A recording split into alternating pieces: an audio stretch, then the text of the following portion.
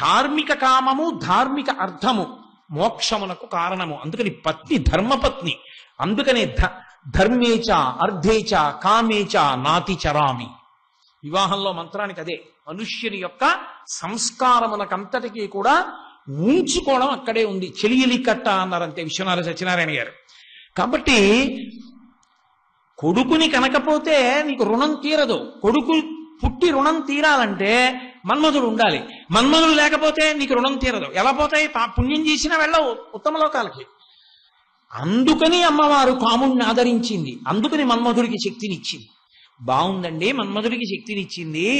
కానీ మేము సుఖాలు అనుభవించి అనుభవించి అనుభవించి ఈ సుఖములొక సుఖములా అన్న వైరాగ్యాన్ని పొందలేకపోతున్నాం.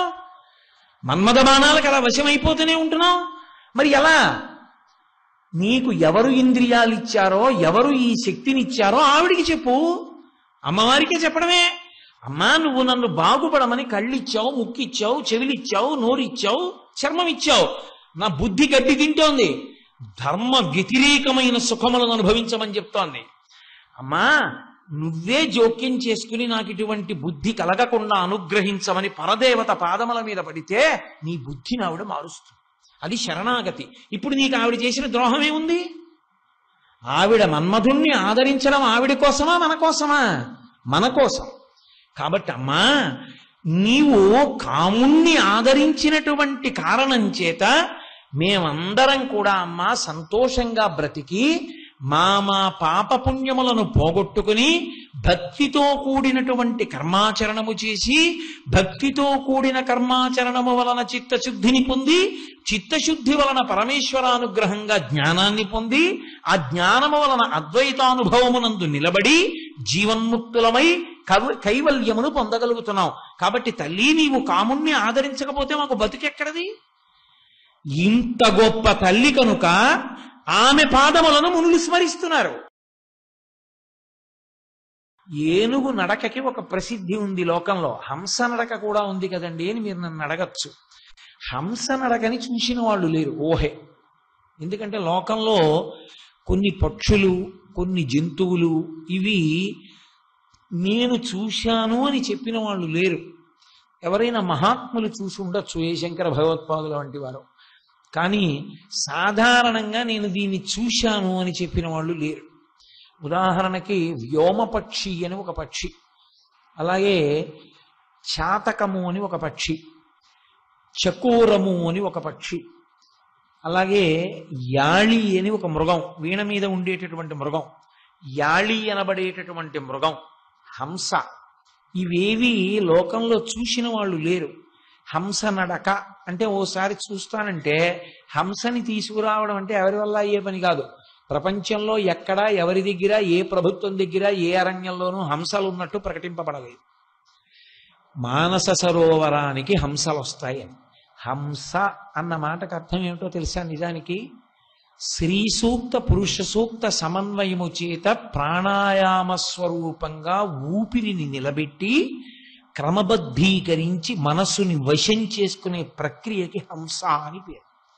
అందుకే హంస హంసాయ విద్మహే పరమహంసాయ ధీమహి తన్న హంస ప్రచోదయాత్ అని ఒక లఘు గాయత్రి ఉంది హంస మీద. హంస అంటే హ, హిరణ్యవర్ణాం హరిణీం సువర్ణ రజతస్రజాం అని శ్రీ సూక్తం. స సహస్రశీర్షా పురుష సహస్రాక్ష సహస్రపాత్ అని పురుష సూక్తం. శ్రీ సూక్త పురుష సూక్తములను ఉదాత్త అనుదాత్త స్వరిత స్వరములతో చదవడానికి ముందు ప్రాణాయామము వలన ఊపిరి యొక్క వేగాన్ని నియంత్రించి నియంత్రింపబడిన ఊపిరిల వేగములో పరదేవత యొక్క పాదముల కదలికని దర్శించే ప్రక్రియకి హంస దర్శనమని పేరు. కాబట్టి హంస నడక చూస్తాను అంటే చూపించగలిగిన వాడు ఉండడు, కానీ ఏనుగు నడక చూపించవచ్చు. ఎందుకని? ఏనుగుని చూపించడం పెద్ద విశేషం కాదు. ప్రతి పెద్ద దేవాలయాల దగ్గర ఏనుగులు ఉంటాయి. ఏనుగు నడిచేటప్పుడు చాలా అందంగా నడుస్తుంది. అయితే చూడ్డానికి దృష్టికోణం అని ఒకటి ఉంటుంది. అసలు ఆ దృష్టికోణం లేకపోతే ఏనుగు నడిచినా ఓలాగే ఉంటుంది, గాడిద నడిచినా ఓలాగే ఉంటుంది. అనుభవించగలిగిన హృదయం ఒకటి ఉండొద్దు. అనుభవించగలిగిన హృదయం ఉన్నవాడికి ఏనుగు దగ్గర నుంచి కదలలేడు. ఏనుగు అంత వైభవోపేతమైన ప్రాణి. ఏనుగులాంటి ప్రాణి ఎక్కడా ఉండదు. ఏనుగు ఆడుకోవాలంటే దానికి ఏం అక్కర్లేదు. దాని వెనక్కాలు గొలుస్తో కట్టి ముందు కాలు గొలుస్తో కట్టేస్తే అది ఇంత చెరుకు ముక్క కట్టుకుని గంటల గంటలు ఆడుకుంటుంది. మొన్ననే శ్రీ వెంకటేశ్వర స్వామి వారి యొక్క జంతు ప్రదర్శనశాలకి వెళ్ళాం మేము. వెళ్తే అన్నిటిలోకి చిన్న ఏనుగు. అది ఖాళీగా ఉండడం ఇష్టం లేక దాని వెనక్కాలు ముందు కాలు కట్టేస్తే ఇంత చిన్న పొల్లో తట్టుకుని ఎంత గొప్పగా ఊగుతోందో. దాంతో సమానంగా డాన్స్ ఎవరూ చేయలేరు అసలు. అలా ఊగుతూనే ఉంది అది. మధ్య మధ్యలో దానికి చికాకు వస్తే ఎదురుగుండా ఉన్నవాడిని పొల్లెట్టి కొడుతోంది విసిరి. ఏనుగు అంత గొప్పగా ఉంటుంది. దాని లక్షణం అది, ఆ ఏనుగుది. అసలు ఆ ఏనుగు పురాణంలో ఎన్ని చోట్ల చెప్పబడుతుందో. గజేంద్ర మోక్షణం అని దాని మీద ఒక పెద్ద ఆఖ్యానమే ఉంది కదా. కాబట్టి ఆ ఏనుగు యొక్క నడక చాలా గొప్పది. ఏనుగుకి ద్రోహం అమ్మవారు చేసింది అని పురాణంలో ఎక్కడా లేదు. అమ్మవారు ఏనుగులకి ద్రోహం చేసిందని కానీ ఏనుగుల్ని రక్షించిందని కానీ అలా ఏం లేదు. ఏనుగుకి ద్రోహం చేసిన వాడు ఆవిడ భర్త. ఎందుకని? గజాసుర సంహారం ఆయన చేశాడు. ఏనుగు రూపంలో ఉన్నవాడే గజాసురుడు. ఆ గజాసురుడితో యుద్ధం చేసి చికాకొచ్చి ఆయనకి అకస్మాత్తుగా గుర్తొచ్చింది, ఏమిట్రా ఈ టైం వేస్ట్ పనులు, వీడితో యుద్ధం ఏమిట్రా నాకు అని త్రిశూలాన్ని తీసుకొచ్చి ఇలా పొడిచాడు. గుచ్చుకుంది బాగా. ఇలా పైకెత్తి త్రిశూలాన్ని పక్కన పెట్టుకుని ఆ పైన వాడు గింజుకుంటున్నాడు ఊడి పడలేక. నీ పన్నీది నా పన్ని అదని ఆయన ధ్యానం చేసుకుంటున్నాడు. అప్పుడు వాడు గింజుకున్న కొద్దీ నెత్తురు కారిపోయింది త్రిశూలంలోంచి. చచ్చిపోయే ముందు పరమేశ్వరుడు తన వంక చూడాలంటే ఏం చేయాలి? సామవేదం పాడాడు వాడు. సామవేదం పాడితే ఆయన తలెత్తి చూశాడు. అది అసుతోషుడు అంటే. ఇంత తప్పు చేసిన వాణ్ణి సామగానానికి తలెత్తాడు. అందుకే సంగీతం సామవేదాంతర్గతం. సామ అంటే శాంతి అని. శిశుర్వేత్తి పశుర్వేత్తి వేత్తిగాన రసంఫణి. అది శాంతికారకం సంగీతం. కాబట్టి ఆయన ఇలా పైకి చూశాడు. చూసి అబ్బా చాలా బాగా పాడేవురా సామగానం, ఏం కావాలన్నాడు. అయ్యా మీరు నన్ను ఎక్కడ చంపేశారో అక్కడ ఒక లింగస్వరూపంతో వెలియండి, నా తోలు ఒలిచి కట్టుకోండి, నా పేరు మీద మీరు కృత్తివాసేశ్వరుడు అనబడాలన్నాడు. అంటే కృత్తివాసేశ్వర లింగము అని కాశీపట్టణంలో ఒక అద్భుతమైన శివలింగం. హరిప్రసాద్ గారు మేమందరం వెళ్ళి దర్శనం చేసి వచ్చాం కూడా. చాలా బాగుంటుంది ఆ దేవాలయం, పరమ పరిశుభ్రంగా ఉంటుంది. కాబట్టి ఏనుక్కి ద్రోహం చేసిన వాడు పరమేశ్వరుడు. పైగా అసలు పరమేశ్వరుడు తన భార్యకు గొలుసుకొన్నట్టు కానీ ఓ చీరట్టుకొచ్చినట్టు కానీ ఏ పురాణంలో లేదు, ఎక్కడా లేదు. ఆయన అంటూ తెచ్చింది ఒకే ఒక్క నగ ఉంది అమ్మవారి కోసం. ఆవిడికి లేక కాదు, ఆవిడే చింతామణులకు చింతామణి, దరిద్రాణం చింతామణి గుణనిక, జన్మజలధౌ నిమగ్నానాం దంస్ట్రా మురరిపు వరాహస్య భవతి అంటారు శంకరులు. అటువంటి తల్లి ఆవిడికి లేక కాదు, కానీ ఆయన తేవడమన్న ప్రీతోటి ఉంటుంది కదూ. ఎప్పుడు చీరన్నా వెళ్ళి కట్టుకో తెచ్చుకోవాలి నీ ఇష్టం అండమే, కానీ పద నేను వస్తాను అంటే పురుషుడు.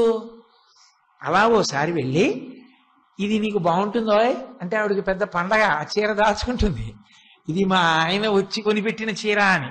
ఎందుకని ఆయన ఎప్పుడన్నా వెడితే కదూ, వెళ్ళాడా కొన్నాడా. పరమశివుడు అమ్మవారికి తెచ్చాడని లేదు, ఆయన తెచ్చిన నగ ఒక్కటే. ఏమిటో తెలుసా? గజాసుర సంహారం చేసినప్పుడు ఆ ఏనుగు కుంభస్థలంలో ముత్యాలు ఉంటాయి. నన్నయ్య గారు శాతన ఖగ్ర ఖండిత లసన్మజ కుంజర కుంభముక్త ముక్త తతశైల అంటాడు మహాభారతంలో. ఆ ఏనుగుని సింహం పంజా పెట్టి కొట్టి మాంసం తింటున్నప్పుడు ముత్యాలు కింద పడతాయి. గజాసురుని యొక్క కుంభస్థలంలోని ముత్యాలని పేటలుగా చేసి పార్వతీదేవి మెడలో వేశాడు. అందుకని ఒక విధంగా ఆవిడికి ఆ ఏనుగు అంటే చాలా గౌరవం. ఆవిడ గజవాహనం ఎక్కి తిరుగుతూ ఉంటుంది. అటువంటి తల్లికి ఏనుగుకి ఎందుకు ద్రోహం చేస్తుంది? ఆవిడ ఏనుగుకి ద్రోహం చేసిందని ఎక్కడైనా ఉందా? ఎక్కడ లేదు. మరి ఎలా అన్నారు మూకశంకరులు? అంటే ఒకటే, ఏనుగుకి ఉన్నటువంటి గొప్పతనాల్లో ఒకటి ఏనుగు యొక్క నడకయే.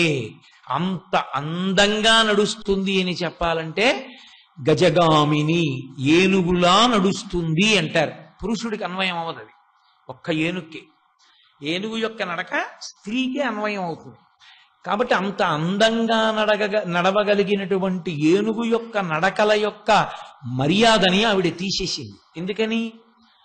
అంతకన్నా చాలా గొప్పగా ఆవిడ నడుస్తుంది. ఆవిడ నడిస్తే అంత గొప్పగా ఉంటుంది. అమ్మవారి తత్వాన్ని బాగా అనుభవించినటువంటి వారు ముత్తుస్వామి దీక్షితుల వారు, శ్యామశాస్త్రి గారు. ఎందుకంటే ఒక్కొక్కసారి శ్యామశాస్త్రి గారి యొక్క చెల్లెలి రూపంలో వచ్చి నైవేద్యం పెట్టిన పాయసాన్నం అడిగి తినేసింది ఆవిడ. రోజున ఇంటికి పట్టుకెడుతుండేవారు ఆయన. వచ్చి, అన్నయ్య నేను పట్టుకెడతాను పాయసం, ఎవరో వచ్చారు ఇలా ఇయ్యంది. ఆయన గిన్నె ఇచ్చారు. ఆవిడ శుభ్రంగా ఆలయ గోపురం దగ్గర కూర్చుని తింటోంది. వచ్చిన వాళ్ళు చూసి ఏమిటి ఇలా తినేస్తోంది ఈ పిల్ల అనుకున్నారు. శ్యామశాస్త్రి గారు ఇంటికి వెళ్ళారు. ఎరా ప్రసాదం ఏది అన్నారు. చెల్లి పట్టుకొచ్చిందే అన్నారు. ఏం చెల్లి పట్టుకొచ్చింది? చెల్లి ఇంట్లోనే ఉంది, ఎవరు పంపించారు చెల్లిని గుడికి అన్నారు. శ్యామకృష్ణ సహోదరి అని రాసుకున్నారు ఆయన అమ్మవారు. ఆయన దగ్గర ఆరగించింది తల్లి. అసలు శ్యామశాస్త్రి గారే కామాక్షి వరప్రసాదం. అందుకే కామాక్షి ఎప్పుడు తాంబూల చర్వణం చేస్తుంది, శారద కూడా చేస్తుంది. అసలు ఏదో అండమే కానండి కామాక్షి శారద అని, తత్వత అన్ని ఒకటే, పేరు లేదో. ఇప్పుడు మూక పంచశరి చెప్పాను అనుకోండి కామాక్షి అంటాను. మీరు వచ్చే ఏడాది పిలిచినందుకు శారదా భుజంగం చెప్పన్నారు అనుకోండి, శారదా శారదా శారదా అంటాను. ఈయన పార్టీ మార్చాడు అనుకోకూడదు మీరు. నన్ను ఏం చెప్పమంటే అందులో ఉన్న పేరు చెప్తానంతే, నేను మార్చి చెప్పకూడదు, తప్పది. కాబట్టి కామాక్షి ఒకరు, శారద ఒకరు కాదు, రెండూ ఒకటే. కాబట్టి ఆ తల్లి తాంబూల చర్వణం చేస్తూ ఉంటుంది. శ్యామశాస్త్రి గారు ఎప్పుడూ తాంబూల చర్వణం చేసేవారు. ఒకసారి గురువు గారి పంచె మీద పడింది ఆయన తాంబూలపు ఉమ్ము. ఆ హడిలిపోయి గబగబా తుడిచేపారు శ్యామశాస్త్రి గారు. గురువు గారు అన్నారు, ఆయన్ని కామాక్షి అని పిలిచేవారు. ఒరే కామాక్షి, ఎప్పటికైనా ఆ ఉమ్ము నా మీద పడాలని నీకు పాఠం చెప్పాను రా, తొడవకు, ఈ పంచె దాచుకుంటానన్నారు. అంతటి మహాత్ముడు శ్యామశాస్త్రి గారంటే.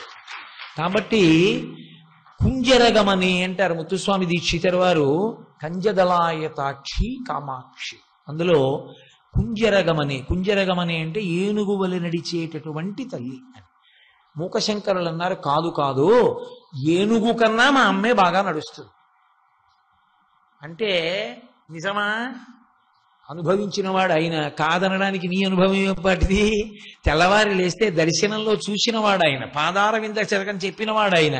అమ్మవారి పాదముల యొక్క అందెల చప్పుడు వినపడుతుండగా నడిచి రావడాన్ని చూసిన మహాత్ముడు మూకశంకరుడు. ఆయన చెప్పింది సత్యమా, నీ చెప్పింది సత్యమా? కాబట్టి ఆయనే చెప్తున్నారు, అమ్మా నీ నడకలంత గొప్పవి, అంత గొప్పవైన నడకల కొనక నీ పాదములు ఏనుక్కి ద్రోహం చేశాయి. పైకి నేరారోపణ కింద ఉంది, కానీ నిజంగా అది కాదు వాచ్యార్థం. మీరు అసలు ఎందుకన్నారు మూకశంకరులలా అంటే 4వ పాదం దగ్గరికి వెళ్ళిపోవాలి. మునీనాం శాంతానాం కథమనిశమస్మై స్పృహయతే. పరమశాంతమూర్తులైనటువంటి మునులు ఎందుకమ్మా ఎప్పుడు నీ పాదములనే మనసులో పెట్టుకుంటారు? మరి మునులు శాంతమూర్తులు ద్రోహం చేసిన వాళ్ళ యొక్క విషయాన్ని మనసులోకి రానివ్వరుగా, ద్రోహుల యొక్క విషయాన్ని ఆలోచించరుగా. నిజంగా అమ్మవారు ద్రోహి అయి ఉంటే మునులు ఎందుకు ఆలోచిస్తారు ఆవిడ పాదాల గురించి? ఆ కోణంలో మీరు తిప్పి చదవాలి అప్పుడు ఆ చరణాన్ని, ఆ పాదాన్ని తిప్పి చదివితే ఆమె ఏనుగు నడకల కన్నా అందంగా నడుస్తుంది అని. సరే బాగుందండి, ఆవిడ ఏనుగు కన్నా బాగా నడిచింది, మీకు నాకు ఏమిటి ప్రయోజనం దానివల్ల? ఆవిడంత బాగా నడుస్తుందని చెప్పుకోవడమే తప్ప ఉపయోగం ఏమైనా ఉందా? దానివల్ల ఏమైనా గొప్పతనం ఉందా? అమ్మవారు ఏనుగు నడవడం కన్నా బాగా నడుస్తుందండి అని నేను అన్నాను అనుకోండి, మీకేమర్థం అవ్వాలంటే ఈయన మహాత్ముడు అని చెప్పాలి. నేను అన్నాను అనుకోండి ఆ మాట, నేను ఎప్పుడైనా మీ దగ్గరికి వచ్చి అమ్మవారు ఏనుగు నడక కన్నా చాలా గొప్పగా నడుస్తుందండి అని నేను అన్నాను అనుకోండి, మీరు వెంటనే నా కాళ్ళకి నమస్కారం చేయాలి. అంటే ఇప్పుడు నేనంటలేదు, మూకశంకరులు అన్నదాన్ని నేను అంటున్నాను అంతే. ఎందుకని? అమ్మవారి నడక నేను దర్శనం చేశాను కాదు. గజగామిని అంటే మందంగా నడుస్తుంది, మెల్లగా నడుస్తుంది ఆవిడ. మెల్లగా నడవడం చూశాడు అంటే సాత్వికోపాసకుడు. పరమశాంతమూర్తి అయినటువంటి అమ్మవారి నడకలని తన ఊపిరులలో చూస్తున్నాడు, ప్రాణాయామంలో, జపంలో, ధ్యానంలో దర్శనం చేస్తున్నాడు. అంటే ఎవరు చెప్పాడో వాడు మహాత్ముడని గుర్తు, ఆయనకు ఆ దర్శనమైంది అని గుర్తు. మరాళి మందగమన దర్శనాన్ని చేశాడు అని. ఇప్పుడు అమ్మవారు వేగంగా నడుస్తుంది, ఒక్కొక్కసారి చాలా వేగంగా నడుస్తుంది, చాలా వేగంగా నడుస్తుంది, దూకుతుంది, కుప్పిస్తుంది. ఆవిడ ఉగ్రమైనటువంటి స్వరూపంతో సింహాల మీద వాటి మీదకి ఉరికి త్రిశూలంతో అనేకమైనటువంటి ఆయుధాలతో పోరాటం చేస్తుంది. అది దర్శనం చేశాడు అంటే గుర్తేమిటి? వాడు రాక్షసుడని గుర్తు. అలా ఎందుకు కనపడుతుంది? అలా నీకెందుకు కనపడాలి? అమ్మ శాంతమూర్తి.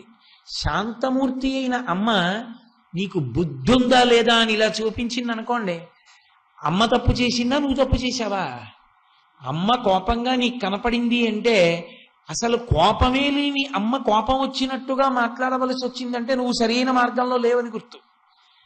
అమ్మ, నాన్న ఎంతసేపు చదువుతావురా, కొంచెం కాఫీ తాగుపోని అంటూనే కనపడింది తప్ప మా అమ్మ నాకు ఇలా ఎప్పుడు కనపడలేదు, మా అమ్మ నన్ను కోపంగా ఎన్నడూ చూడలేదు అని నేను అన్నాను అనుకోండి, అసలు నేను ఎప్పుడూ మా అమ్మ కష్టపడేటట్టుగా ప్రవర్తించలేదు కదా. ఖరీంద్రాయదృహ్యత్యలసగతి అని మూకశంకరులు అంటున్నారంటే, మూకశంకరుల యొక్క ఉపాసన ఎటువంటిది? అమ్మవారు పరమసాత్వికమూర్తి అయి దర్శనమిస్తోంది. అంటే ఆరాధన యందు నీ ఉపాసనలో సమయ మార్గాన్ని నువ్వు స్వీకరించాలి. స్వీకరించి పరదేవత యొక్క పాదముల కదలికని నువ్వు చూడగలగాలి. ఒకవేళ నువ్వు అలా చూడగలిగితే, ధ్యానంలో నీకు ఆ పాదములు కనపడితే, ఆ పాదములు కడిగినటువంటి నీటి చుక్క నువ్వు నోట్లోకి పుచ్చుకుంటే ఆ నీరేమిటో తెలుసా? అది సరస్వతీదేవి తాంబూల చర్వణం చేసినప్పుడు నోటిలో ఉన్న లాలాజలం బాగా ఎర్రబడినప్పుడు వచ్చినటువంటిది తాగితే ఎటువంటి శక్తో, అమ్మవారి పాదములు కడిగిన నీళ్లు తాగితే అంతే శక్తి. అది నీకిక మళ్ళీ జన్మ రావలసిన అవసరాన్ని తీసేస్తుంది. అందుకే శంకరులు సౌందర్యలహరి చేస్తూ కథాకాలే మాత కథయ కలితాలక్తకరసం పిబేయం విద్యార్థి తవ చరణ నిర్మీజన జలం ప్రకృత్యా మూకానామపి చ కవితా కారణతయా కథా దత్తే వాణి ముఖ కమల తాంబూల రసతాం అన్నారు. వాణీ తాంబూల రసతాం. వాణి అంటే సరస్వతి.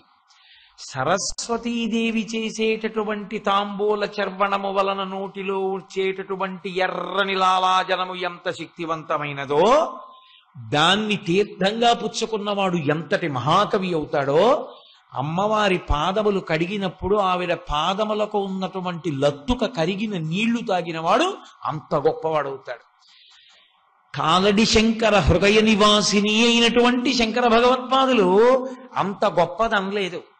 కథాకాలే మాత కథయల కలితాలక్తకరసం పిబేయం విద్యార్థి తవ చరణ విమేజన జలం.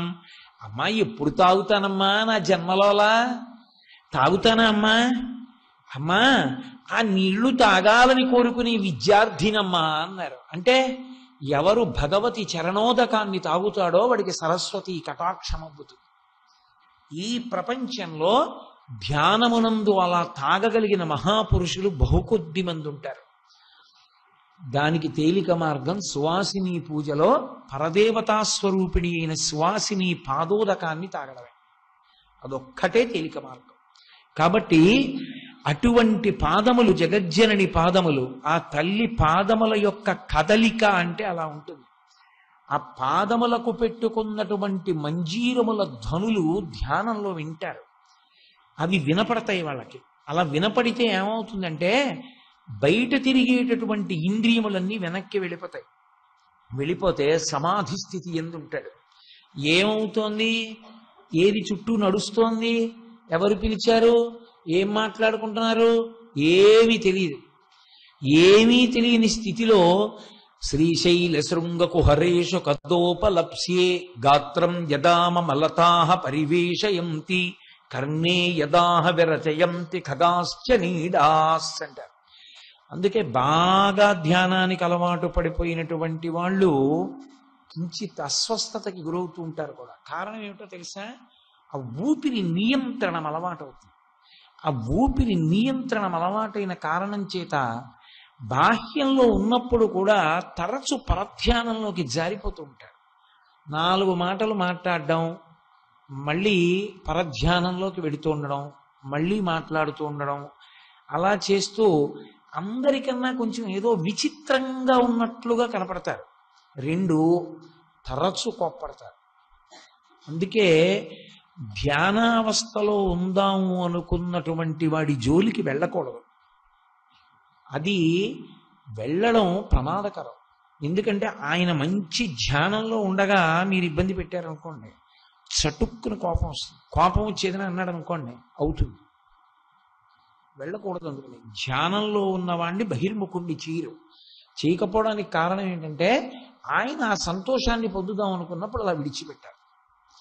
అందుకే ఊరు మధ్యలోనో ఓ ఇంట్లోనో కూర్చుని నేను ధ్యానం చేస్తానంటే చెప్పి చెయ్యాలి. చెప్పకుండా ఎక్కడ చెయ్యాలంటే అందరూ పడుకున్నప్పుడు యా నిశా సర్వభూతానాం తస్యా జాగ్రత్త సంయమి యస్యా జాగ్రత్త భూతాని సా నిశాః పశ్యతో మునీః అంటాడు భగవద్గీతలో గీతాచార్యుడు. అందరూ నిద్రపోతూ ఉండగా ఎవ్వరూ అక్కడికి వెళ్ళరన్న ప్రదేశాలను ఎంచుకుంటూ ఉంటారు. సందర్భం వచ్చింది కాబట్టి చెప్తున్నాను. మా గురువు గారు సముద్రపు ఒడ్డున ఉండేటటువంటి బండరాళ్ల మధ్యలోకి వెళ్ళి రాత్రి 10 గంటల వేళ ఎవ్వరికీ కనపడకుండా కూర్చుని పంచాక్షరి జపాన్ని మొదలు పెడితే మరునాడు సూర్యోదయ కిరణాల వేడికి లేస్తారు, లేచి వస్తూ ఉంటారు. ఆయన శిష్యరికంలో ఉన్నవాణ్ణి కాబట్టి నాకు ఒక్కడికే తెలుసు. గురువుగారు అలా వెడతారు, వెళ్ళి అలా ధ్యానం చేస్తారు. ఎంత నిర్భయుడంటే మా గురువుగారు, ఆయన ఒకసారి నేను ఆయన శ్మశానానికి వెళ్ళవలసి వచ్చింది. మా అమ్మగారు శరీరం విడిచిపెట్టినప్పుడు ఏదో పదార్థం ఆలస్యమైంది. ఆయన అన్నారు, రేయ్ తేవడానికి 1 గంట పడుతుంది, నేను పడుకుంటాను, తర్వాత లేపు అన్నారు. ఇక్కడ పడుకోవడం ఏమిటి గురువుగారు అన్నారు.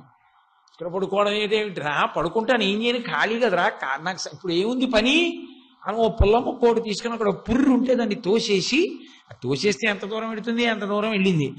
ఆయన పై తుండు తీసి వేసుకుని శుభ్రంగా గాఢ నిద్రపోయారు. ఏదో పదార్థం ఏదో వచ్చాక లేపాను, గురువుగారు లేచారు. లేచాక నేను ఉండబట్టలేకన్నాను, గురువుగారు ఇక్కడ నిద్ర ఎలా పట్టిందండి మీకు అన్నాను.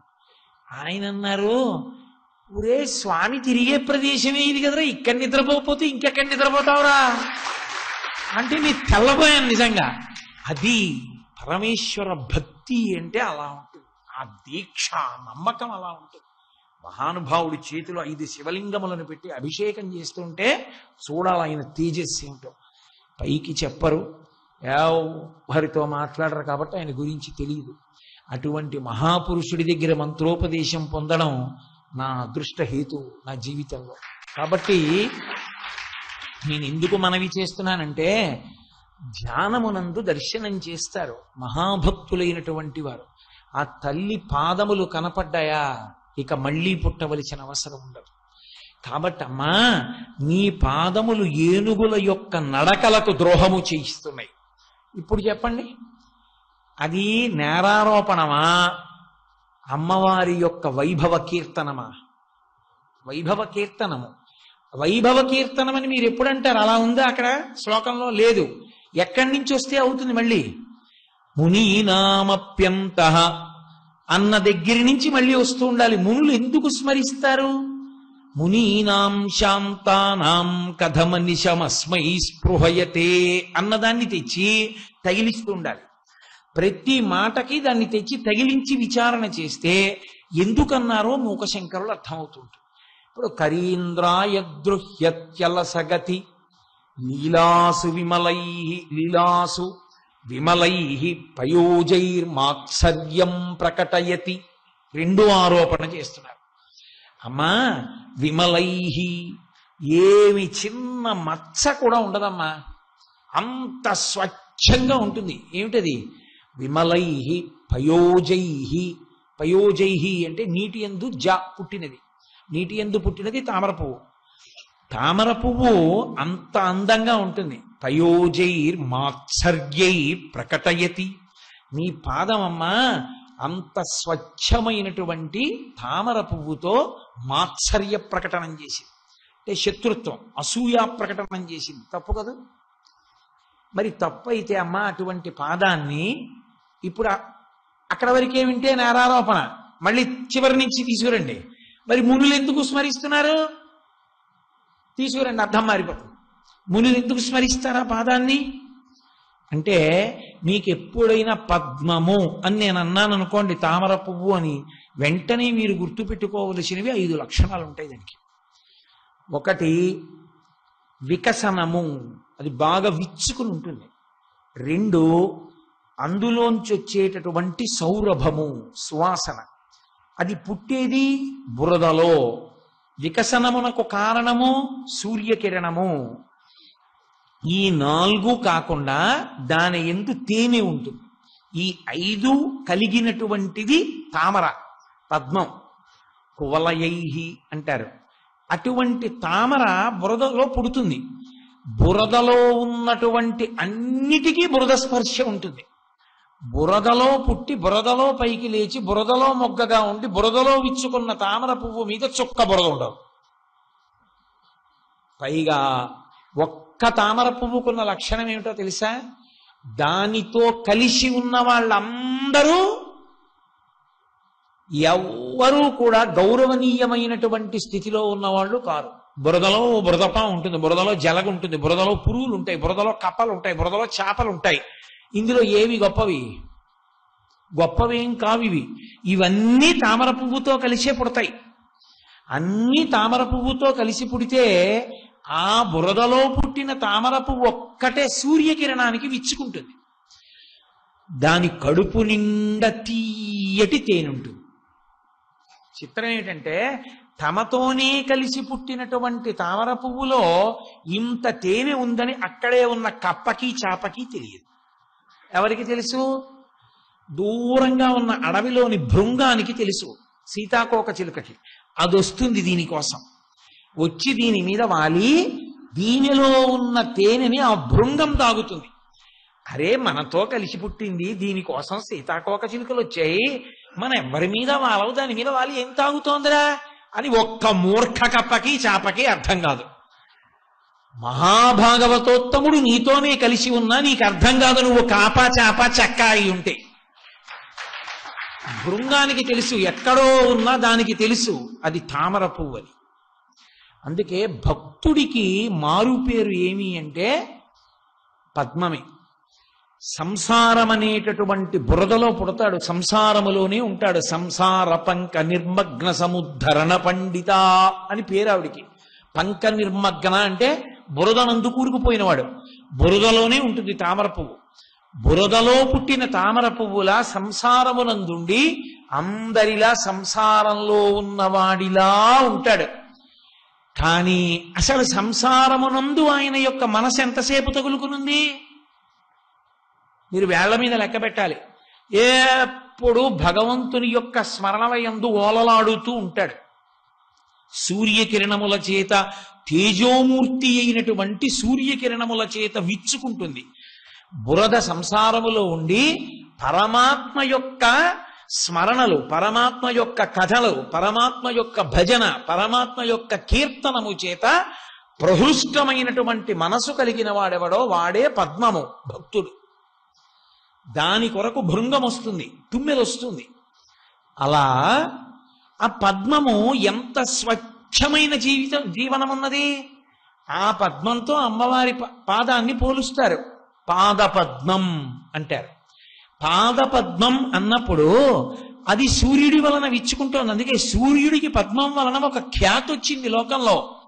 తిక్కన గారు మహాభారతం చేస్తూ, నీరజాకరములు నిష్ఠయై చేసిన భవ్య తపంబు ఫలమనంగా దినసముఖాకి నందిత చక్రయుగ్మ కంబుల ఎనురాగంపు బ్రోవనంగా హరిహర బ్రహ్మ మహానుభావంబులు ఒక్కటింగాగ గరగిన గట్టి అనగా అతుల వేదత్రయ లతికాచయము పెనుబొందన్ పుట్టెడు మూల కందమనగా అఖిల జగముల కందెర ఎగుతు జనసమాజ కరపుట హృదయ సరోజములకు ముకుళనంబును జృంభణంబును నచ్చి భానుబింబంబు పూర్వాద్రిపై విలింగి అంటాడు. అది నీరజాకరములు నిష్ఠయై చేసిన భవ్యతపంబు ఫలమనంగా.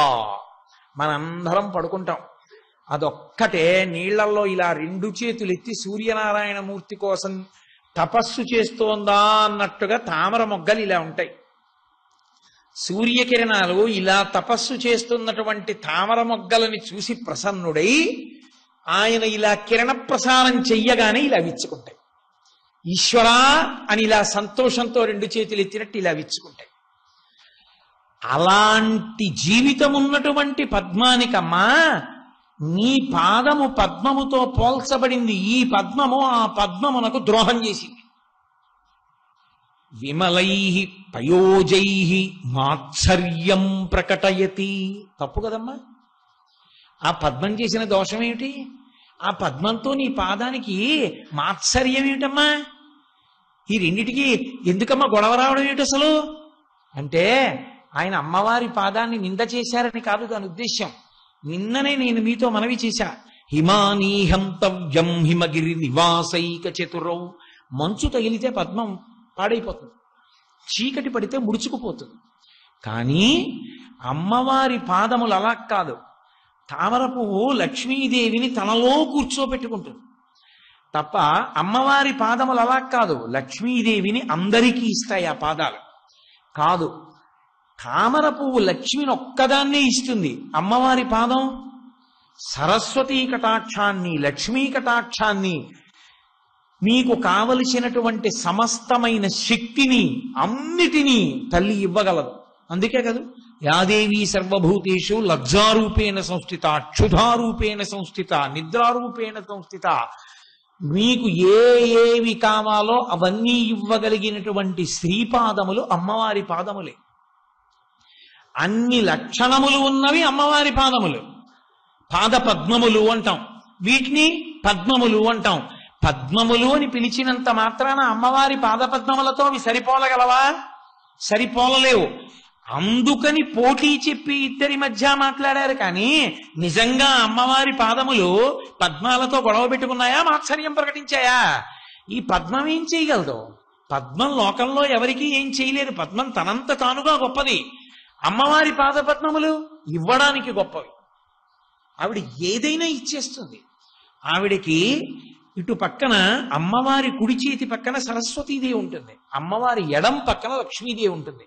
సరస్వతి గొప్పది లక్ష్మి కన్నా. ఎందుకని?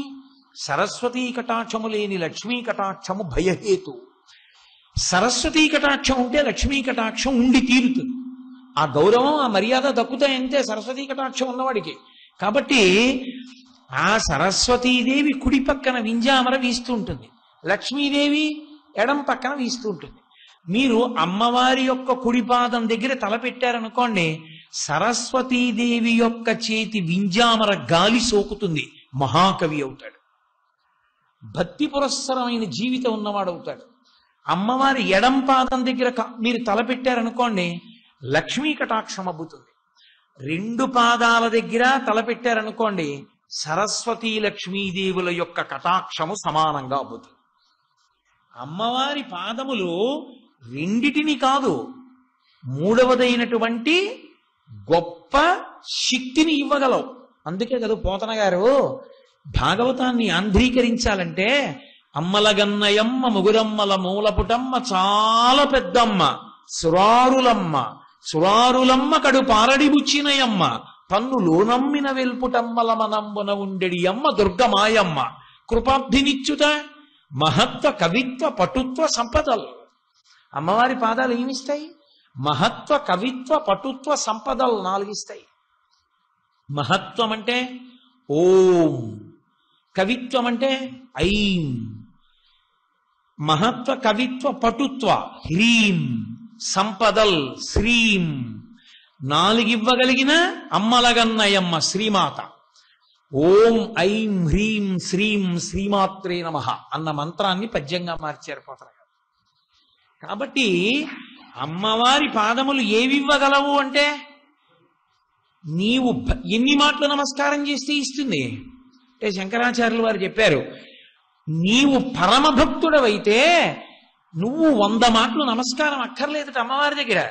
సకృన్నత్వానత్వా కథమివ సతాం సన్నిధదతే. సకృన్నత్వానత్వా, సకృత ఒక్కసారి అమ్మవారి దగ్గర ఇలా వంగితే చాలు.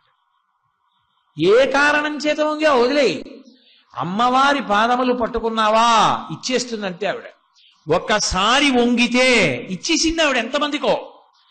ఒకానొకప్పుడు కాళిదాస మహాకవి పెంకితనం చేశాడు. ఉజ్జయిన్లో మహాకాళి బయటికి వెడుతుంది, ఊరంతా కాపలా కాయడానికి రాత్రి. తన భార్య చెప్పిన మాటకి లోపలికి వెళ్ళి తలుపు వేసేసుకున్నాడు. అమ్మవారు వచ్చింది, తలుపు తీయండి. ఆవిడ తీసుకోలేదా? ఆయనకున్నటువంటి దృఢదీక్షని చూడాలనుకుంది. తలుపు తీయండి, నే తీనన్నాడు. ఎందుకు తీయవు? విద్య, నాకు విద్య అన్నం రాదు, విద్య చదువు కావాలి. నాలుక పెట్టు బయటికి. ఎంత అమాయకుడో చూడండి, తలుపు ఓరగా తీసి నాలుక బయటెట్టాడు. ఆవిడ ఆయన నమ్మకాన్ని మెచ్చుకో, నేనున్నాను ఇవ్వగలనని నమ్మాడు. నన్ను మోసం చేయడం కాదు, తలుపు తీసుకోవడం ఆవిడికి రాదండి. ఆవిడే తలుపులమ్మ తల్లి. కానీ ఆయన నమ్మకాన్ని చూసింది. ఎడం చేత్తో పట్టుకుని నాలుక ముందుకు లాగి కుడి చేత్తో బీజాక్షరాలు రాసింది. రాయగానే కాళిదాసు తలుపు తీశాడు. వచ్చినది ఎవరు? కాళీస్వరూపం. ఆయనకి ఎలా కనపడింది? శ్రీ విద్యాతంత్ర పరిపూర్ణ స్వరూపంగా భాషించి. అందుకే శ్లోకం అలా పడింది. మాణిక్య వీణాం ముపలాలయంతీం మదాలసాం మంజులవద్విలాసాం మహేంద్ర నీలద్యుతి కోమలాంగీం. మహేంద్ర నీలద్యుతి కామాక్షి, మహేంద్ర నీలద్యుతి కోమలాంగీం మాతంగ కన్యాం మనసా స్వరామి.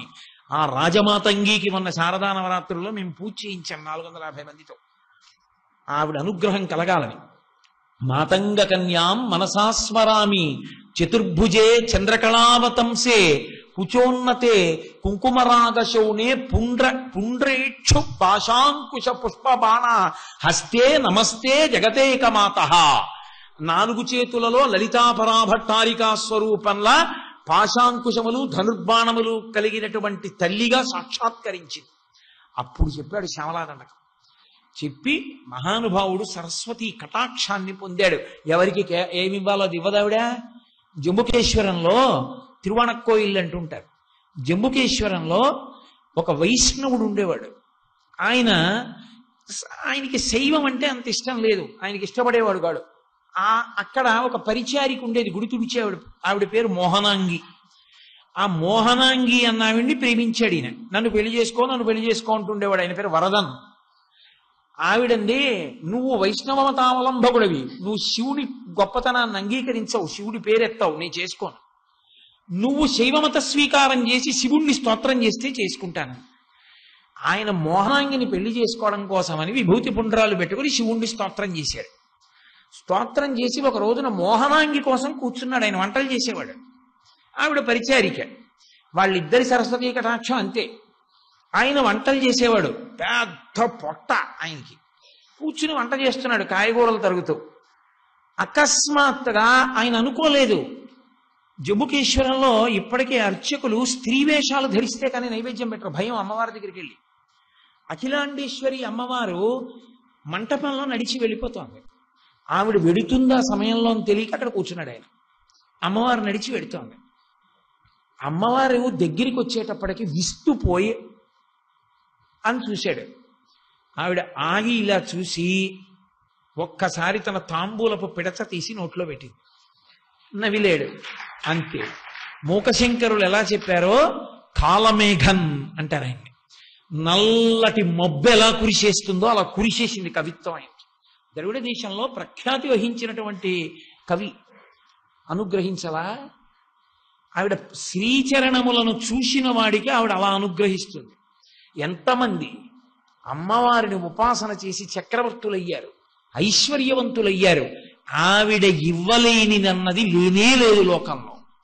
ఆవిడే శక్తి స్వరూపిణి. ఆవిడ ఏదైనా ఇచ్చేస్తుంది, ఏదైనా ఆవిడ చెయ్యగలదు. అన్నమాచార్యుల వారి జననానికి కారకులాలు ఎవరు?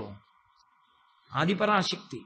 అన్నమాచార్యులు వారి తాతగారు పాఠం చెప్పట్లేదు, మేస్టారికి దగ్గర పాఠం చెప్పలేకపోతున్నాను, నన్ను కొడుతున్నారని భయపడి రాత్రి అమ్మవారు ఊళ్ళో తిరుగుతుండేది. తాచుపాము పుట్టలోకి వెళ్ళి చేయి పెట్టారు. పాము కరవలేదు, ఏడుస్తున్నాడు. చచ్చిపోయినా బాగుండు, మేస్టార్ దెబ్బలు భరించలేకపోతున్నాను. అమ్మవారు వచ్చి చెయ్యట్టుకుని పైకెత్తింది. ఎందుకురా పుట్టలో చెయ్యట్టావు అన్నది. చచ్చిపోదామని పెట్టాను, నువ్వు చంపేయి అన్నాడు. ఎందుకు చచ్చిపోతావు రా అంది. గురువుగారు కొట్టే దెబ్బలు భరించలేకపోతున్నానమ్మా, అక్షరాలు రావట్లేదు నాకు అన్నాడు. చదువు వస్తే ఏం చేస్తావు రా అంది. చదువు వస్తే అమ్మ ఉద్ధరింపబడతానన్నాడు. ఈ జన్మకి నీకు రాయలేదురా, ఎందుకు బెంగెట్టుకుంటావు? ఉద్ధరణ కదూ నీకు కావలసింది. 3 తరాల్ని కాదు, మీ వంశమంతా గుర్తుండిపోయే వాగ్గేయకారుడు మీ వంశంలో పుడతాడు. మీ ఊరే పోయి చెన్నకేశవుణ్ణి సేవించే వరం ఇస్తున్నానండి. 3వ తరంలో మనవడగా తాళ్లపాక అన్నమాచార్యుల వారు పుట్టారు. పరదేవత వరం వల్ల అన్నమాచార్యుల వారు వచ్చారు. కాబట్టి ఆ తల్లి ఏమి ఇవ్వలేదు? పద్మం ఇన్ని ఇస్తుందా? ఇవ్వగలదా పద్మం? పద్మం ఇవ్వలేదు. శంకరాచార్యుల వారు మృణాళీ మృద్వీనాం అంటూ తామర పువ్వుతో అమ్మవారి చేతిని పోల్చారు.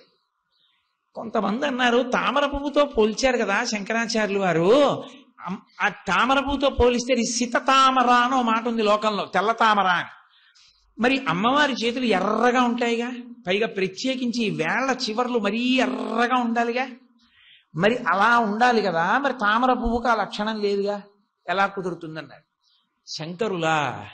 ఆయన వెంటనే ఇంకో శ్లోకం చేస్తూ అన్నారు, లక్ష్మీదేవి తామర పువ్వులో కూర్చుంటుంది కదూ, కూర్చున్న లక్ష్మీదేవి ఏం చేస్తుంది? సువాసిని కనుక కాళ్ళకి పారాణి పెట్టుకుంది.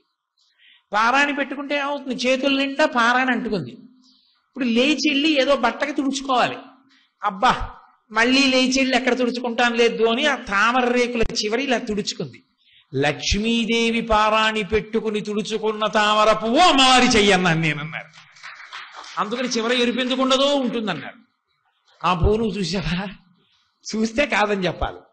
ఆ లక్ష్మీదేవి కూర్చొని పారాణి పెట్టుకుని తుడిచిన ఆ తామర రేకుల చివర్లు కలిగినటువంటి చేతులున్న తల్లి అన్నారు. కాబట్టి అమ్మవారి పాద దర్శనమును పొందినటువంటి వాడు పొందలేని అభ్యున్నతి లోకంలో ఉంటుందా? ఉండదు. ఆ తల్లి ఏదైనా ఇవ్వగలదు. అటువంటి తల్లి కనుక అమ్మా నీ పాదములు పద్మములే, పద్మములు పద్మములే ఎలా కుదురుతుందమ్మా? అందుకని 2 కుదరదు కాబట్టి మేమంటున్నాం, రెండిటికీ పద్మం అన్న పేరు ఎలా కుదురుతుందమ్మా? ఈ పాద పద్మములు గొప్పవి కాబట్టి పయోజైర్మాత్సర్యై ప్రకటయతి. అమ్మవారం లేదా మాట, లోకంలో పోలిక పెట్టిన వాళ్ళు అన్నారు. అందుకని మునులు ఈ పద్మములను గుండెల్లో పెట్టుకున్నారు. బయట నీళ్లలో పద్మాలని గుండెల్లో పెట్టుకోలేదు. నీళ్లలో పద్మాలు అమ్మవారి పాద పద్మముల మీద వేసి పాద పద్మములను తమ గుండెల్లో పెట్టుకున్నారు. ఎందుకు పెట్టుకున్నారు? అవి ఆ ఇతర పద్మాలతో పోటీపడి మాత్సర్య ప్రకటన చేశాయని కాదు, అవి ఏవైనా ఇవ్వగలవో అంత గొప్ప పాదములు కాబట్టి ఆ పాదములను గుండెల్లో పెట్టుకున్నారు. ఇప్పుడు మీరు మళ్ళీ చివరి పాదంతో 2వ పాదం దగ్గరికి వస్తూ ఉండాలి. కాబట్టి పయోజైర్మాత్సర్యై ప్రకటయతి కామం కలయతే. లోకంలో మన్మధుణ్ణి బాగా ఆదరించేటటువంటి వాళ్ళ పట్ల లోకం విముఖంగా ఉంటుంది. మన్మధుణ్ణి ఆదరించడం అంటే ఏమిటి? విపరీతమైన కోరికలు. అస్తమానం స్త్రీ పురుష సంబంధంగా తీసుకోకూడదు. కామం అంటే కోరిక, ఎప్పుడూ కోరికే. ఆ కోరికల కోసం తిరుగుతుంటాడు, ఆ ద్రవ్యం తీసుకొస్తూ ఉంటాడు, ఆ కోరిక తీర్చుకుంటాడు, మళ్ళీ కోరిక, మళ్ళీ పరిగెడుతూ ఉంటాడు. వాడికి ఎప్పుడు పరమేశ్వరుడితో సంబంధం ఉండదు, వాడు స్థిమితంగా ఉండడం. సజ్జనులైన వాళ్ళు, శాంతమూర్తులైన వాళ్ళు, మునులు ఎప్పుడు భగవంతుణ్ణి ధ్యానం చేస్తారు. భగవంతుణ్ణి ధ్యానం చేసుకునేటటువంటి మునులు, అందున మునీనాం శాంతానాం పరమశాంతమూర్తులైనటువంటి మునులు కామంతో కలయదిరిగేటటువంటి వాళ్ళని, కాముణ్ణి ఆదరించే వాళ్ళని గుండెల్లో పెట్టుకుంటారా? పెట్టుకోరు కదమ్మా. మరి నువ్వేం చేశావు? కాముణ్ణి ఆదరిస్తావు, మన్మధుణ్ణి ఆదరిస్తావు. మన్మధుణ్ణి అమ్మవారు ఆదరించినంత లోకంలో ఎవ్వరూ ఆదరించరు, అంత ఆదరిస్తుంది. అందుకే మన్మధుడికి అమ్మవారంటే అంత భక్తి. అలా మన్మధుణ్ణి ఆదరించడం తప్పు కదమ్మా, అది అసహ్యకరమైన విషయం కదా. మన్మధుడి మీద అంత ప్రీతి ఉండడం, మన్మధుణ్ణి ఆదరిస్తూ ఉండడం అదిని. మరి నిన్ను ఎలాగమ్మా మనసులో పెట్టుకున్నారు మునులు, శాంతులైన వారు? అలా అనుకుంటే జవాబు రాదు. మునులు ఎలా పెట్టుకున్నారు, ఎందుకు పెట్టుకుని ఉంటారు అని ఆలోచించండి. ఎందుకు పెట్టుకున్నారో అర్థం వస్తుంది. అప్పుడు అది ఆరోపణ కాదు, అమ్మవారి పాదముల స్తోత్రం అవుతుంది. ఎందుకు పెట్టుకున్నారు అంటే పరదేవత కామం కలయతే. నిజమే, మన్మధుణ్ణి ఆదరించింది. ఎందుకు ఆదరించింది? ఆయన చెయ్యకూడని పని చేశాడు అని లోకం అంటుంది, కానీ అది చెయ్యకూడని పని అని మన్మధుడికి తెలుసు. ఇంద్రుడి యొక్క ఒత్తిడి వలన వెళ్ళాడు. తారకాసుర సంహారం అవ్వాలి అంటే పార్వతీ పరమేశ్వరుల మధ్య పరిణయం అవ్వాలి, వాళ్ళకి కొడుకు పుట్టాలి, పుట్టి సర్వసైన్యాధిపతి అవ్వాలి. సర్వసైన్యాధిపతి అయితే తప్ప దేవతా సైన్యములకు ప్రశాంతత లేదు, రాక్షస సంహారం అవ్వదు. అందుకని ఇంద్రుడు ఒత్తిడి చేస్తే వెళ్ళి బాణం వేశాడు. ఒక్క బాణం వేసేటప్పటికే పరమశివుడికి అనుమానం వచ్చింది. ఏమిట్రా నా మనసులో కలకలం ఏర్పడిందని చూశాడు. ఎవరేశాడు బాణం అని? మన్మధుడు కనబడ్డాడు. మూడో కన్ను తెరిచాడు, కాలిపోయాడు. ఇప్పుడు మన్మధుడు కాలిపోయాడు, బాగానే ఉంది, అక్కడ వరకు సంతోషం. పరమశివుడు వనాల్లోకి వెళ్ళిపోయాడు, పార్వతీదేవి ఇంటికి వెళ్ళిపోయాడు. హిమవంతుడు వచ్చి చాలే ఈ గొడవ, ఆయనకేమో కోపం వచ్చింది, ఆయన మన్మధుడిని కాల్చేశాడు, దేవతలందరూ ఏడుస్తున్నారు, రతీదేవి ఏడుస్తోంది మా ఆయన పోయాడని. చాలే చేసిన సపర్య, అమ్మ ఇంకొద్దులే, ఏమిటో ఇదంతా చాలా గొడవగా ఉంది, ఇంటికి వెళ్ళిపోతాను రాని పార్వతీదేవిని అంతఃపురానికి తీసుకెళ్ళిపోయాడు హిమవంతుడు. అక్కడ వరకు వాళ్ళిద్దరు గొడవేది. కానీ ఆ గొడవ వాళ్ళిద్దరితో పోలేదు, లోకం అంతా గొడవ బయలుదేరి. ఎందుకని? మన్మధుడు లేడు, సృష్టి లేదు, ప్రతివాడు విరాడి. హాయిగా ఏ కోరికలు లేవు, ప్రశాంతంగా కూర్చున్నారు.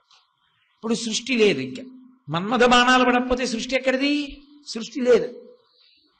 అయితే అంటే మీరెందుకంటే గుండెలు బాగా తీసుకుంటారు అలాగా?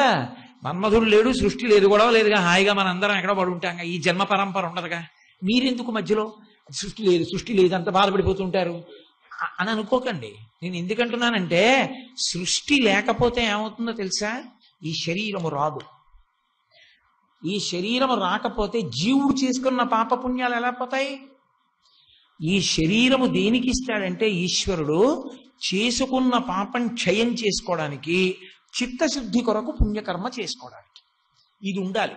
ఇది ఉందనుకోండి, ఈ మోకాలు నొప్పెడుతోంది అనుకోండి, ఎప్పుడో ఏ కుక్క మోకాలు మీదో కర్ర పెట్టి కొడితే అది పడిన బాధ నా మోకాలు నొప్పితో పోతుంది.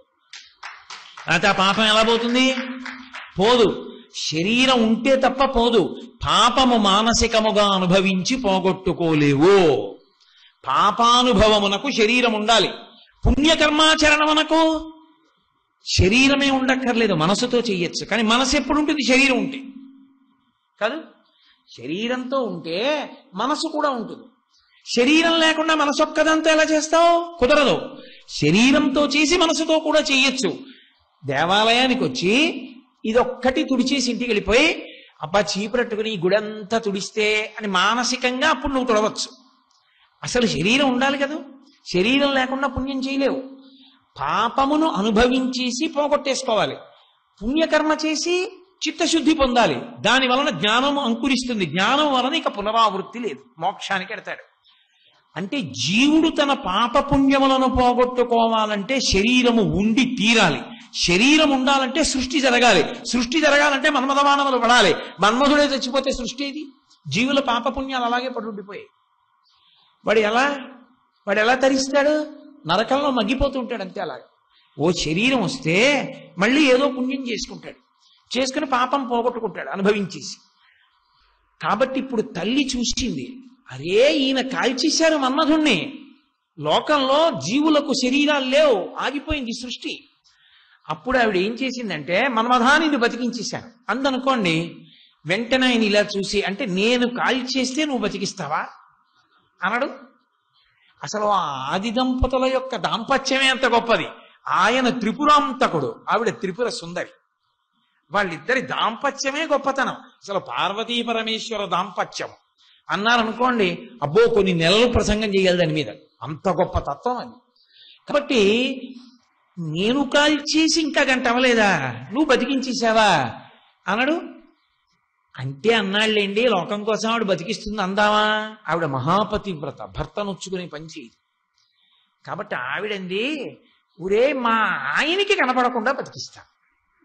శరీరం ఉంటే మళ్ళీ మా ఆయనకి ఎక్కడో కనపడతావు, నువ్వు దూర్తుడివి. నువ్వు ఎక్కడో చిలకెక్కి తిరుగుతూ ఉంటావు, ఆయన ఎక్కడో తపస్సు చేసుకోవడానికి ఎడుతూ అరే వీడెలా వచ్చాడంటారు. అందుకని నీకు శరీరం ఉండదు, నువ్వు తిరుగుతుండు, నీ పని నువ్వు చేసుకుంటూ ఉండు. కాబట్టి జీవులకు శరీరాలు వస్తాయి, సృష్టి జరుగుతుంది. మా ఆయనకి మన్మధుడు బతికాడు, శరీరంతో ఉన్నాడు అని తెలియదు. అంటే మరి ఈశ్వరుడు సర్వజ్ఞుడు కదా, ఆయనకి తెలియకుండా ఎలా ఉంటుంది? తెలుస్తుంది. శరీరం లేకుండా పనిచేస్తున్నట్ట. శరీరం లేకుండా పనిచేయడం ఏమిట్రా? లోకంలో అలా ఎవరైనా ఉంటారా? ఆసక్తి ఎలా వచ్చిందిరా వాడికి అని అడుగుతారు. మీ ఆవిడే ఇచ్చారు. మా ఆవిడ ఇచ్చిందా? అలా ఎందుకు ఇచ్చిందిరా అంటే శరీరం ఇస్తే మీరన్న మాట అవుతుంది కాబట్టి ఆవిడ అలా చేయలేదు. ఓ చాలా సంతోషం. మరి ఎందుకు ఇచ్చిందిరా శరీరం లేకుండా శక్తి? బిడ్డల కోసం అండి. బిడ్డలు ఆవిడకి ఒక్కతికే బిడ్డలు ఏంటి? మా అబ్బాయి అమ్మాయి నాకు మా ఆవిడికి కలిపే బిడ్డలు. ఆవిడికే బిడ్డలు కాదు, ఆయనకి బిడ్డలే. బిడ్డలకి శరీరాలేవి, వాళ్ళు ఎలా పోగొట్టుకుంటారు పాపపుణ్యాలు? అందుకని బతికించింది ఆవిడ. ఓ మంచి పని చేసిందిరా. ఇప్పుడు నేను వరం ఇస్తున్నాను, కృష్ణుడికి మళ్ళీ ప్రద్యుమ్నుడిగా పుడతాడు మన్మధుడు, అప్పుడు శరీరం కూడా వస్తుందండి.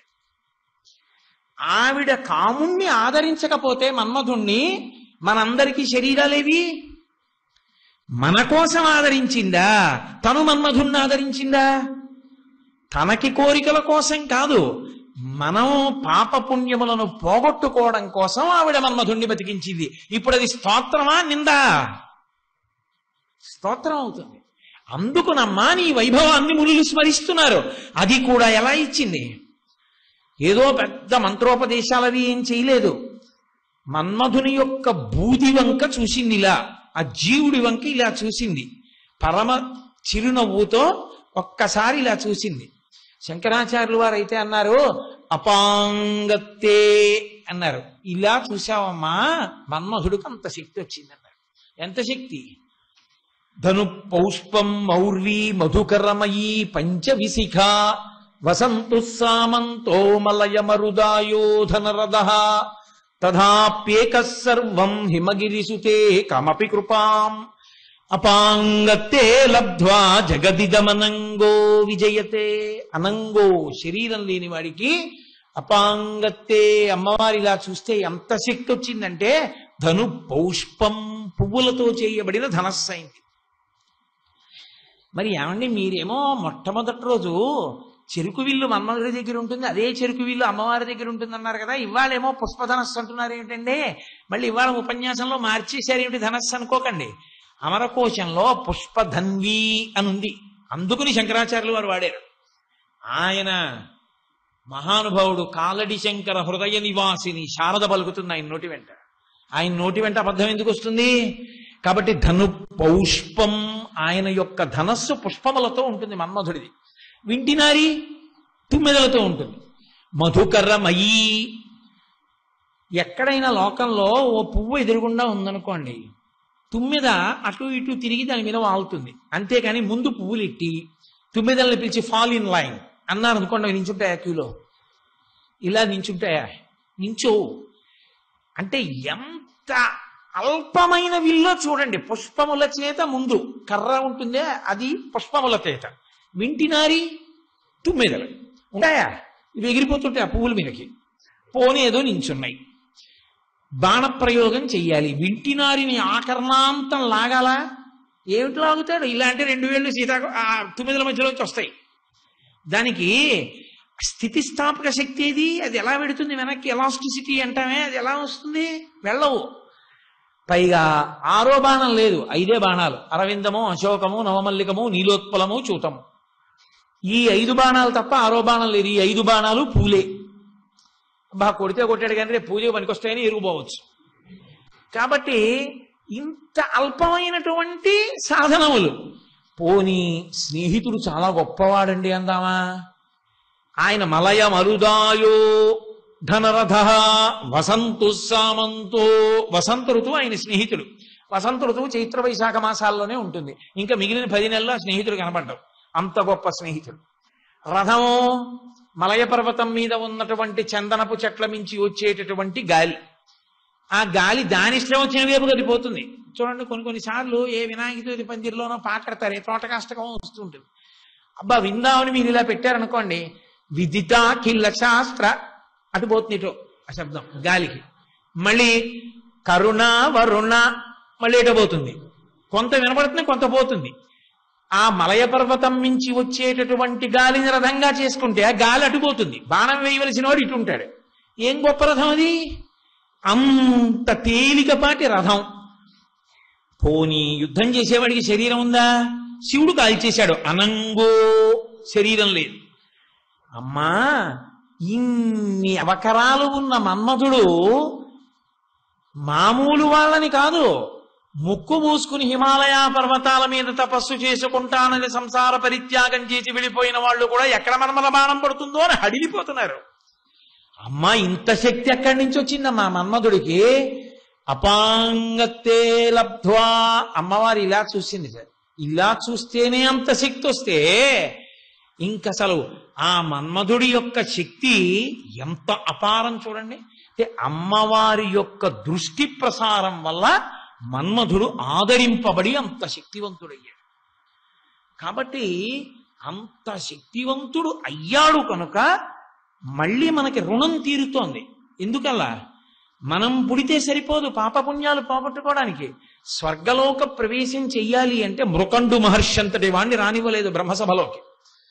అపత్యదోషం అడ్డగింప అన్నారు. సంతానం లేని కారణం చేత నువ్వు బ్రహ్మలోకంలోకి రావడానికి వీల్లేదని తలుపేసేశారు. సంతానాన్ని పొందాలి. సంతానాన్ని పొంది అందున కొడుకు పుట్టి ఎత్తైన ప్రదేశంలోంచి నీటిలోకి దూకాలి. అందులో రాళ్లవి లేవని చూసుకుని దూకితే ఆ నీళ్లు పైకి ఎగురుతాయి. అది చూస్తారు పితృదేవతలు. విడుదల చేశాను రా నిన్ను పితృరుణం నుంచి అంటారు.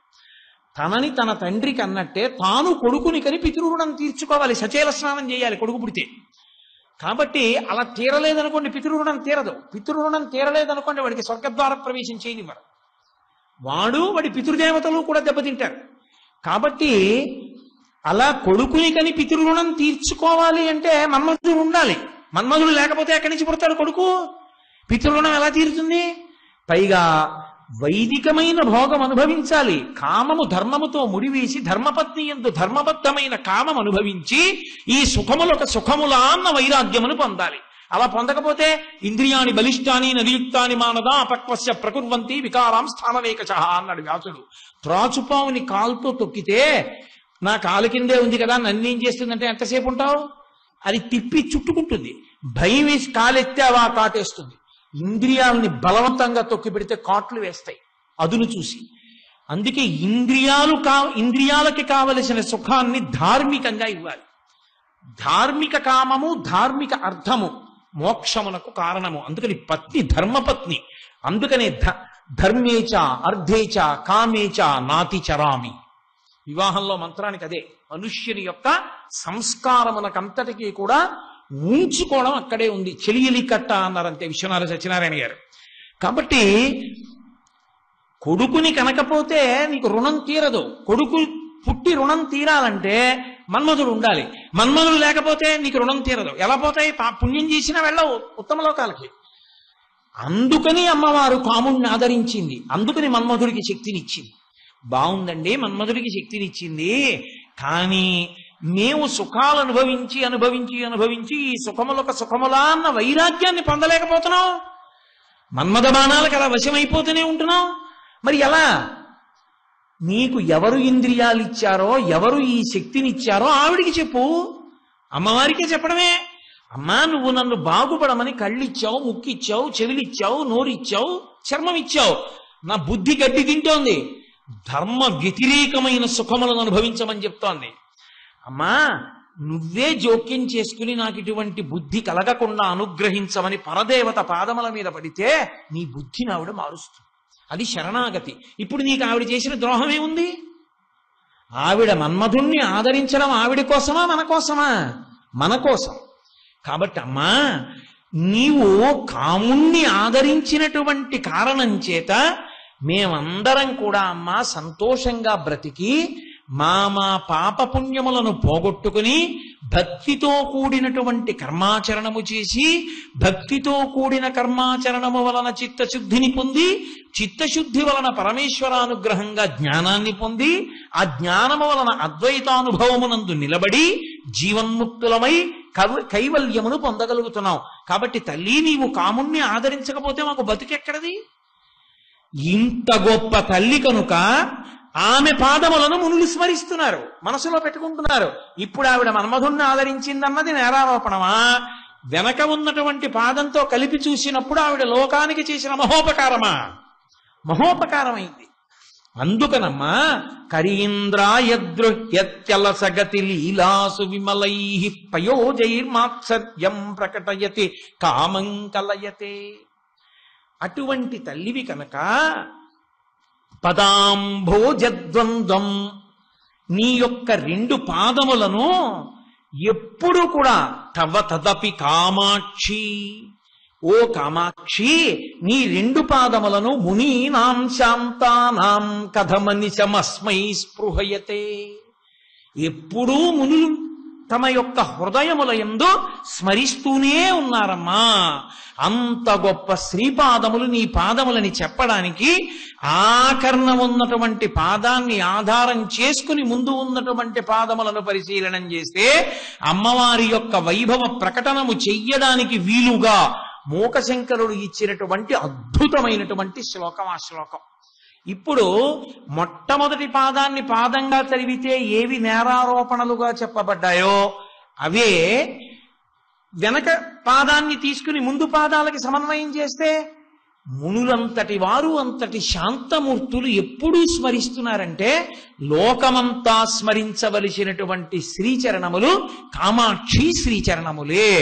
ఎవరు ఆ కామాక్షి పాదములను పట్టుకున్నారో వాళ్ళందరికీ కూడా అభ్యున్నతి కలుగుతుంది అని మనకి చెప్పడం కోసమని మూకశంకరుడు మహానుభావుడు అంత గొప్ప శ్లోకాన్ని మనకిచ్చారు. అందుకే ఆవిడ కారుణ్యము మనకు అబ్బాలి అంటే మనం ఏం చేస్తే మనకు అబ్బుతుంది, ఏం చేస్తే మనకు అబ్బుతుంది అని బెంగపెట్టుకోవలసినటువంటి అవసరం ఉండదు.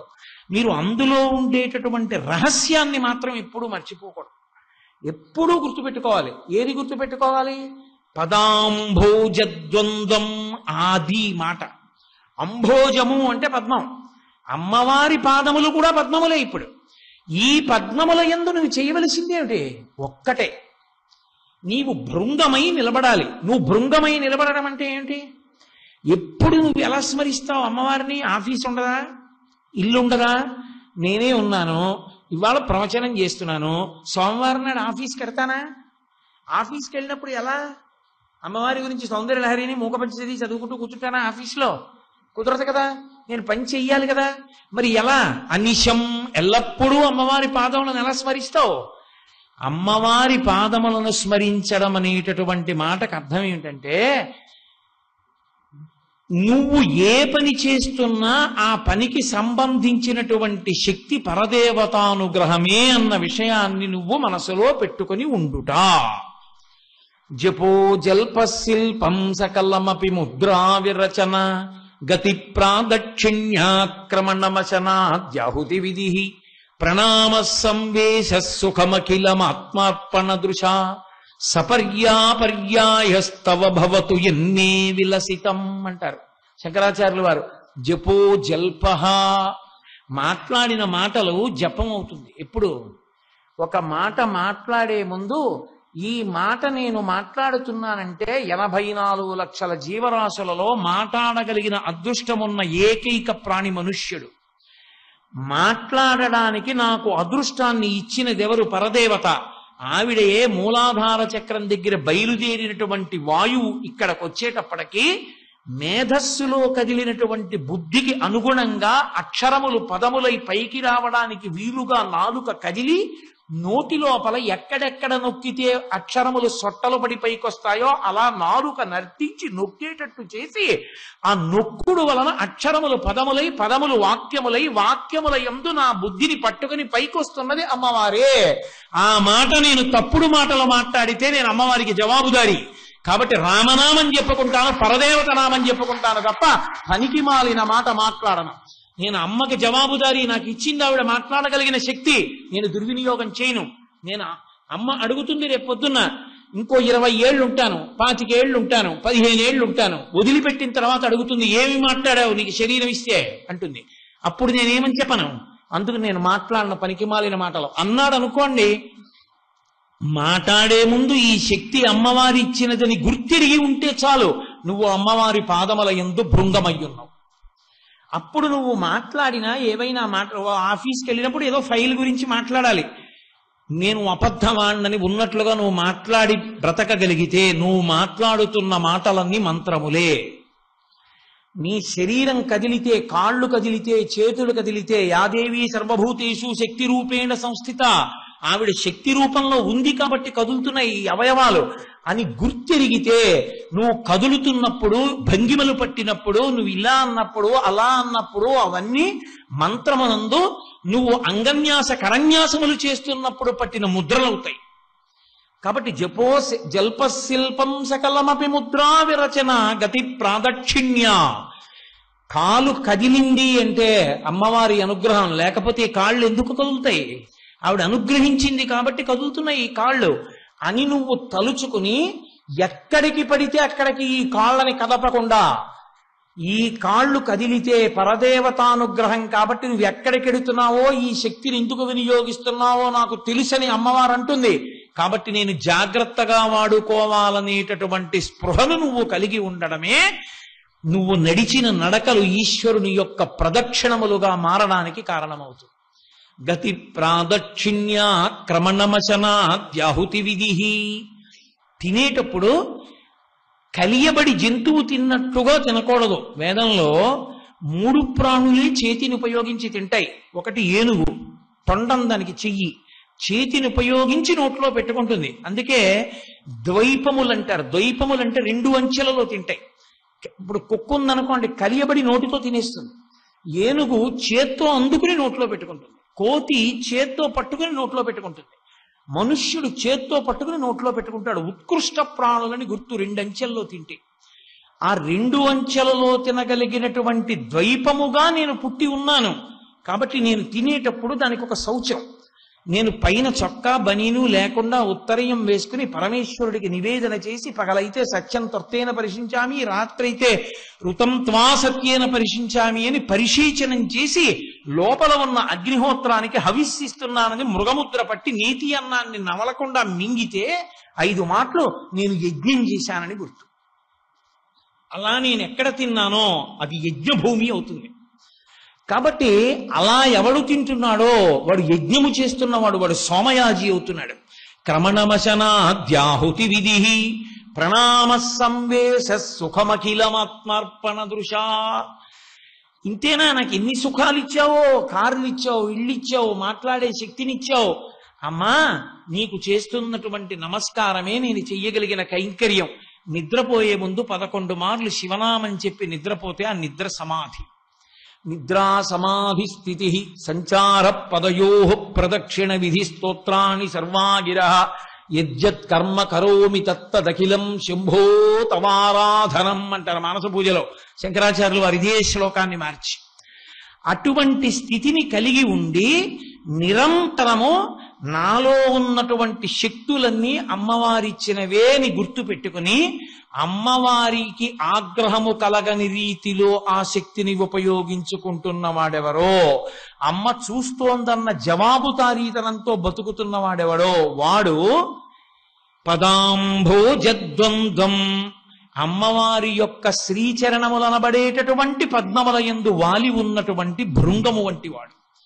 5 జ్ఞానేంద్రియములు, మనస్సు 6ంటితో 6 కాళ్లతో షట్పది అయి అమ్మవారి పాదముల, అమ్మా కామాక్షి, నీ పాదములనేటటువంటి పద్మముల యందు నేను భృంగమై నిలబడాలి అంటే నిరంతరము నేను నీ పాదములలో ఉండేటటువంటి మకరందమును పానము చేయగలిగినటువంటి వాణ్ణై ఉండాలి. నాలో ఉన్నటువంటి ఏ శక్తి అయినా అది పరదేవతానుగ్రహమే అన్న భావన నేను పొందినవాడనైతే ఆనాడు నేను అమ్మవారి యొక్క పరిపూర్ణమైనటువంటి కృపకు పాత్రుడనైన వాడు. తప్ప పూజామందిరంలోనే ఉండిపోమ్మని కాదు దాని ఉద్దేశ్యం. ఎప్పుడూ అమ్మవారిని స్మరించుట అంటే నీలో ఉన్న ఏ శక్తి అయినా ఆవిడ అనుగ్రహమే అని జ్ఞాపకము పెట్టుకొనుట. కోటేశ్వరాలు మీరు చాలా బాగా చెప్పారండి అన్నారు అనుకోండి ఎవరైనా, అమ్మా చూసావా ఏమంటున్నారో, నువ్వు యశస్విని, కీర్తినిచ్చేదానివి, నీ కాళ్ళు పట్టుకున్నాను కదూ, నీ కొడుకుని కదూ, నీ కొడుకుకి పేరు వస్తే నీకు సంతోషం, ఏ తల్లి కన్న బిడ్డో అంటారు కదూ, అందుకని నా చేత మాట్లాడించి చాలా బాగా మాట్లాడన్న కీర్తి నాకు కట్టబెట్టావా, అమ్మా నీకు నమస్కారం. నువ్వు మాట్లాడించకపోతే ఎక్కడి నుంచి మాట్లాడినమ్మా? ఉపన్యాసానికి కూర్చున్నప్పుడు పెగల్చుకున్నా కంఠం లేదా? ఆనందంతో మాట్లాడడం మొదలు పెడితే కంఠం వచ్చిందా? అమ్మా ఏమనుకోవాలి ఇది? ఇప్పుడు మంగళం చెప్పానా, మళ్ళీ మాట రాదా? ఎక్కడి నుంచి వచ్చింది ఆ మాట? ఎక్కడి నుంచి పలికింది? పరదేవతానుగ్రహం. అసలు ఉపన్యాసం చెప్తాననుకున్నానా? 15 నిమిషాలే మాట్లాడతానన్నాను. ఒక శ్లోకాన్ని ప్రతిరోజు చెప్పినంతసేపు చెప్పడానికి వీలుగా కంఠం విచ్చుకుందంటే ఎక్కడదా శక్తి? ఎక్కడి నుంచి తీసుకొచ్చి చెప్పన ఉదాహరణ? అదే పరదేవతానుగ్రహం అంటే. అమ్మా 7 రోజులు ఉపన్యాసం చెప్తానని మాట ఇచ్చి కంఠం లేక ఒక రోజు ఉపన్యాసం చెప్పలేకపోయానమ్మా అని రేపు సంధ్యావందనం చేసి ఏడుస్తానేమోనని, ఏం పర్వాలేదులే నీతో మళ్ళీ 8:30 వరకు మాట్లాడిస్తాను, బెంగ పెట్టుకోకు, ఆ 2 గంటలు కంఠం ఇచ్చేస్తున్నాను, ఇంటికి వెళ్ళాక పడుకో, మాట్లాడకు అని నా తల్లి నన్ను అనుగ్రహించి కంఠం ఇచ్చి మాట్లాడించలా? కంఠం నాదైతే ప్రారంభంలో అలా ఎందుకుంది?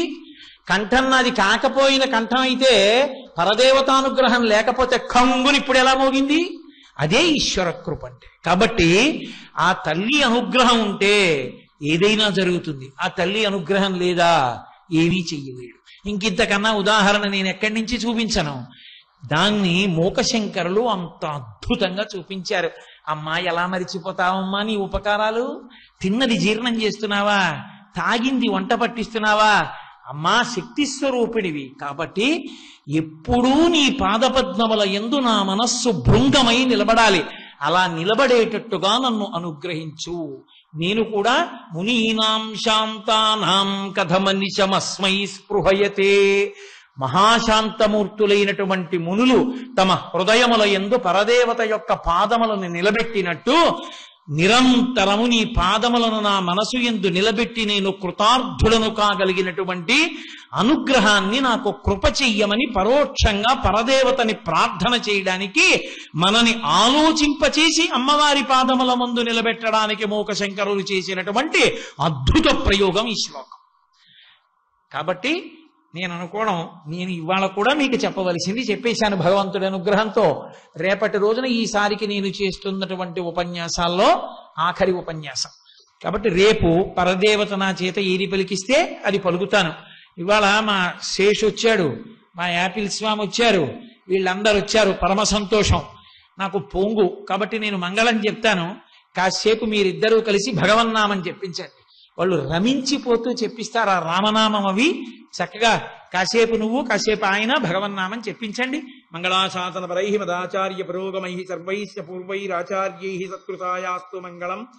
మంగళం కోసలేంద్రాయ మహనీయ గుణాత్మనే చక్రవర్తి తనూజాయ సర్వభౌమాయ మంగళం. ఉమాకాంతాయ కాంతాయ కామితార్థ ప్రదాయినే శ్రీగిరీశాయ దేవాయ మలినాథాయ మంగళం. కరచరణ కృతం వా కర్మ వాక్కాయజం వా శ్రవణనైనజం వా మానసం వాపరాధం విహితం వా సర్వమేత్త క్షమస్వ. శివ శివ కరుణాబ్ధే శ్రీ మహాదేవ శంభో. సర్వం శ్రీ ఉమామహేశ్వర పరబ్రహ్మ